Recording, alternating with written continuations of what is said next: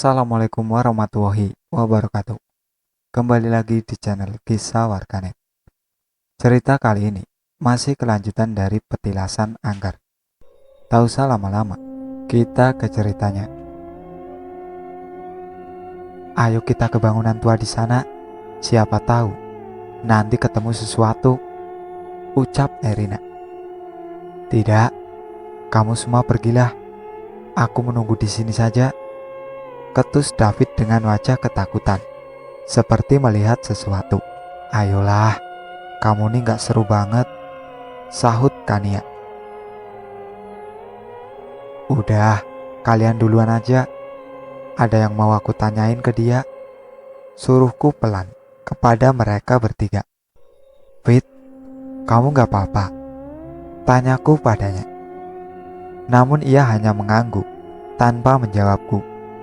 Seperti ada yang aneh padanya. Yakin gak mau cerita sama aku? Mumpung mereka gak ada loh. Kalau ada, nanti bisa-bisa kamu diledek, ujarku sambil berlalu menyusul mereka bertiga. Tiba-tiba, Lin, tunggu, aku ingin mengatakan sesuatu, ucapnya. Saat perilakuku yang tak sopan tadi, dari ngumpat, kencing di sana, dan nyemprotkan air ke tulisan tadi, tiba-tiba ada hantu yang terus mengikutiku hingga aku tak berani menoleh ke belakang. Dan saat hendak pipis, tiba-tiba yang keluar bukan air kencing, melainkan darah, dan kemaluanku menjadi membengkak, cerita David. Tuh kan udah terpampang di dinding. Jangan ngumpat dan kencing sembarangan di tempat ini. Kamunya sih ngeyel, tuturku sambil menengok ke belakang dan mencari tahu siapa yang mengikuti si David dari tadi. Ternyata setelah kulihat, seorang noni Belanda memakai gaun putih. Wajahnya pucat, namun begitu cantik. Di dadanya ada bekas tusukan, seperti anak panah.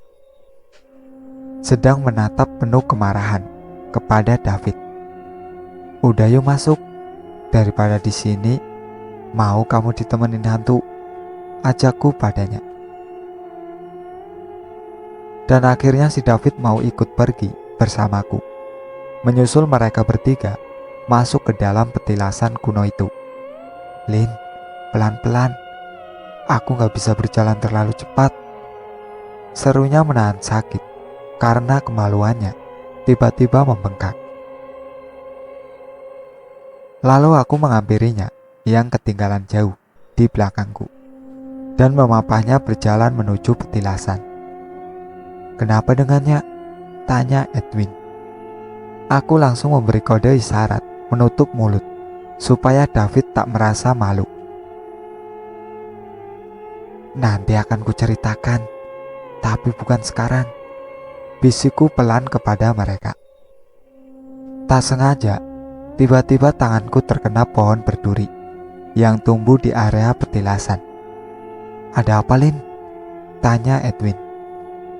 Gak apa-apa, cuma terkena duri doang, kataku. Yuk masuk, ajak Erina yang sudah tak sabar kepada semuanya. Kalian masuk dulu aja, aku mau nyabutin beberapa duri yang masih nancap di lenganku dulu. Nanti aku nyusul. Ini si David, tolong dipapa dulu ya. Dia kurang enak badan soalnya, kataku pada mereka. Lalu mereka pergi masuk meninggalkanku sendirian di luar petilasan. Saat aku fokus mencabuti duri yang ada di lenganku, tiba-tiba noni Belanda itu menghampiriku dan duduk di sebelahku. Dia meraih tanganku dan membantuku mencabut duri-duri kecil itu dengan hati-hati. Ternyata dia arwah yang baik. Beda saat tadi kulihat yang tatapannya penuh akan kemarahan. Terima kasih. Siapa namamu?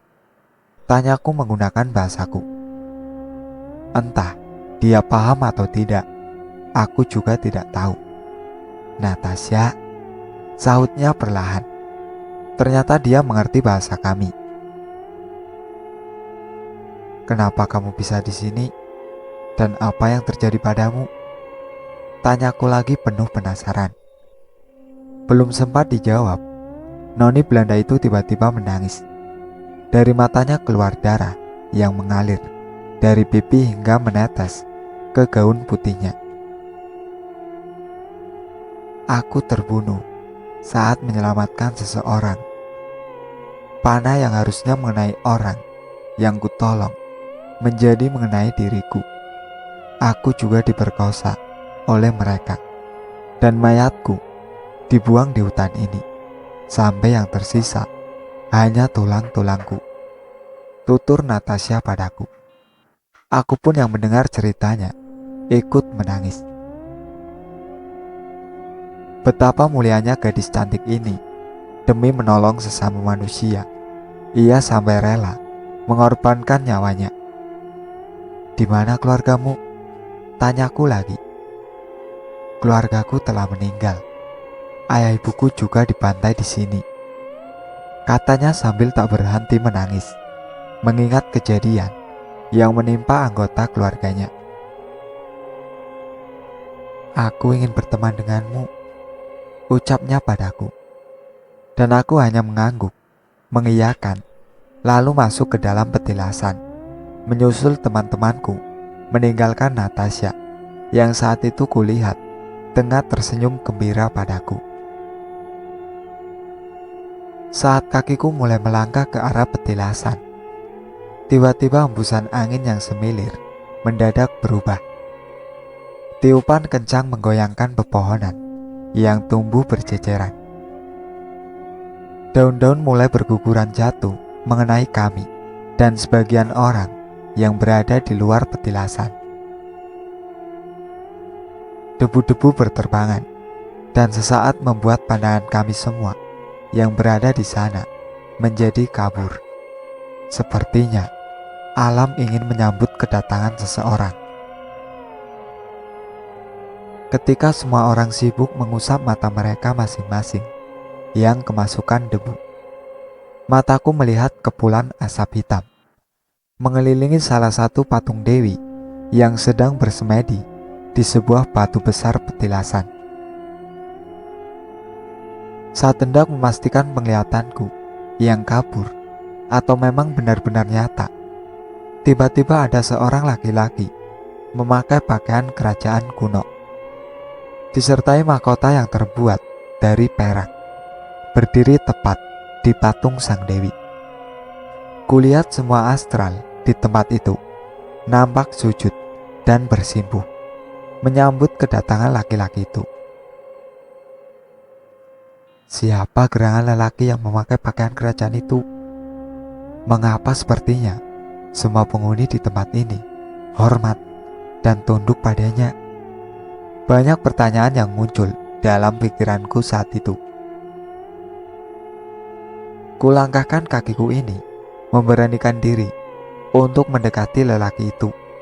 Namun, hanya beberapa langkah, David tiba-tiba terpental sampai luar area petilasan, dibarengi dengan tulisan besar aksara Jawa terpampang di dinding petilasan, tepat pada tempatku berdiri sekarang.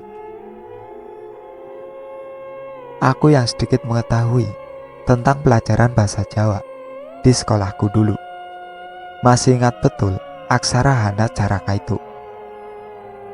Orang yang mempunyai sifat tidak baik tidak pantas memasuki kakinya di tempat ini.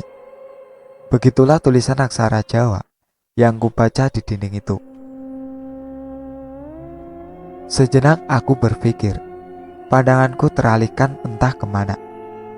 Sedang hatiku penuh akan tanda tanya. Mengapa lelaki yang sepertinya disegani oleh semua astral di situ tiba-tiba murka dengan David? Apa yang telah dilakukan David hingga mengundang dia kemari? Ingin ku langkahkan kakiku untuk mempertanyakan sesuatu, yang telah membuat pikiranku hilang fokus akan tujuanku. Namun kaki ini hanya berat dan mulut ini seperti terkunci dan enggan untuk memecahkan teka-teki ini. Tiba-tiba Sina muncul di belakangku, menggandeng tanganku dan mengelusnya. Bibir mungilnya menandakan senyuman yang tak disertai candaan, juga sikapnya yang serius, seperti ingin memberiku kekuatan untuk melawan rasa takut di hati ini. Seketika mataku dan matanya beradu saling bertatapan.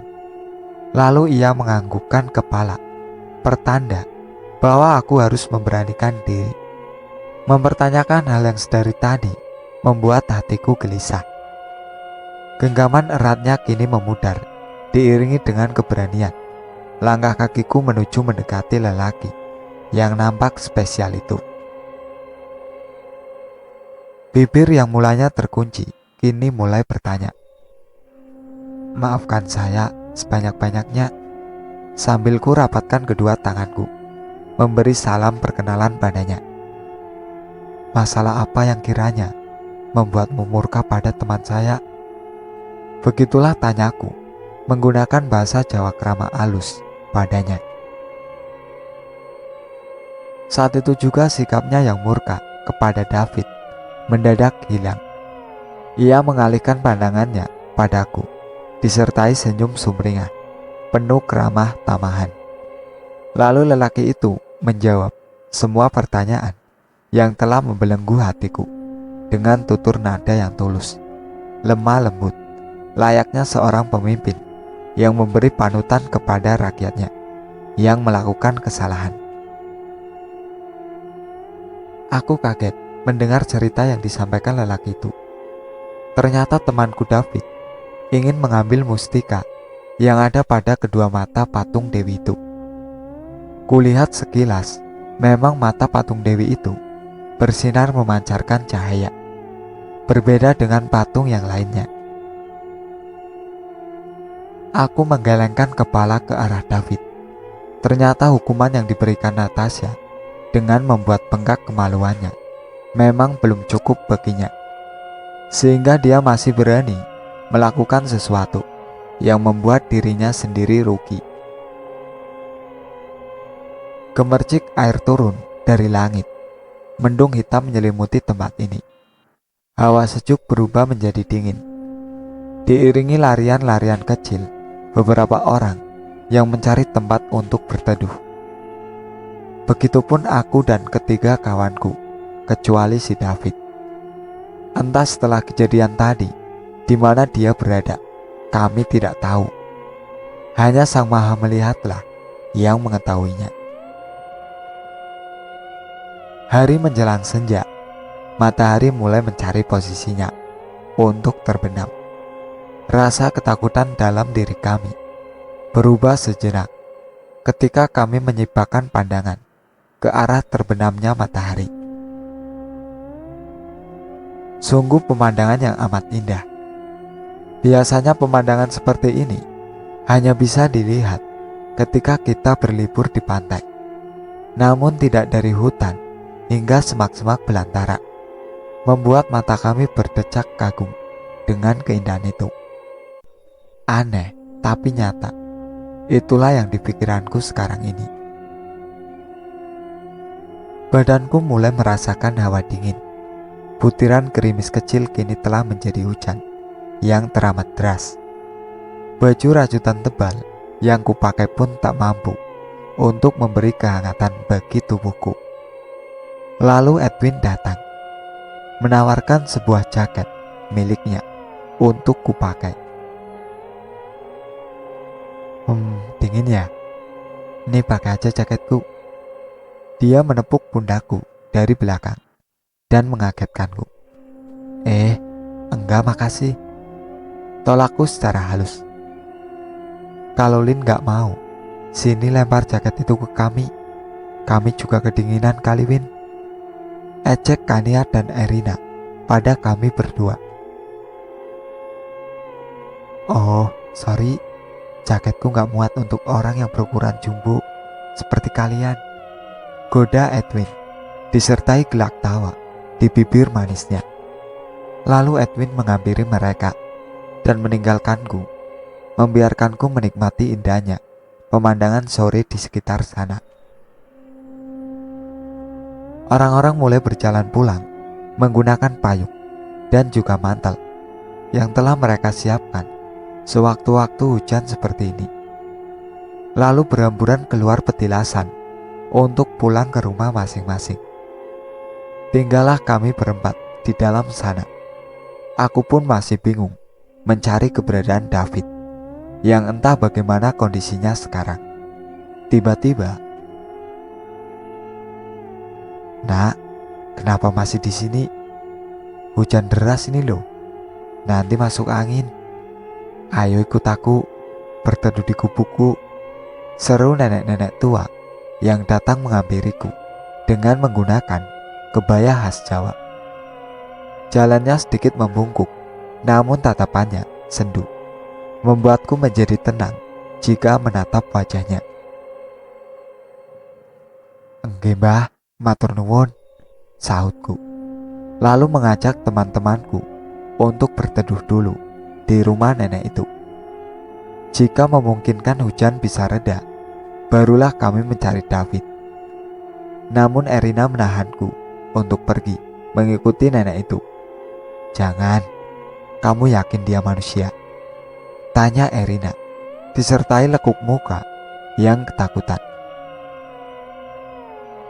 Aku hanya menganggukkan kepala kepadanya dan mengikuti kemana langkah si mbak itu pergi. Disusul mereka yang berjalan di belakangku, dengan keduanya menggandeng tangan Edwin. "Kejatuhan duren ya Win, sampai-sampai dua cewek itu nemplok sama kamu," teriakku padanya. Takut suaraku tak didengar karena hujan yang begitu lebat, disertai gemuruh petir yang bersaut-sautan. "Ini mah ketiban gajah Lin, bukan kejatuhan duren," seru Edwin disertai tawa yang menggoda Kania dan Erina. Dari dekat sudah nampak rumah berbentuk gubuk milik nenek tua itu, disertai dua obor di kanan kiri gubuk sebagai penerangan. Ketika kawanku secepat mungkin menghampiriku, ketakutan melanda hati mereka masing-masing. "Lin, yakin ini orang? Kok di sini hanya ada rumah nenek-nenek itu? Di mana rumah penduduk lain?" tanya Kania. Sampai di sini ceritanya. Nantikan cerita kelanjutannya. Sekian dari saya. Wassalamualaikum warahmatullahi wabarakatuh. Jangan lupa like, komen, dan subscribe channel ini.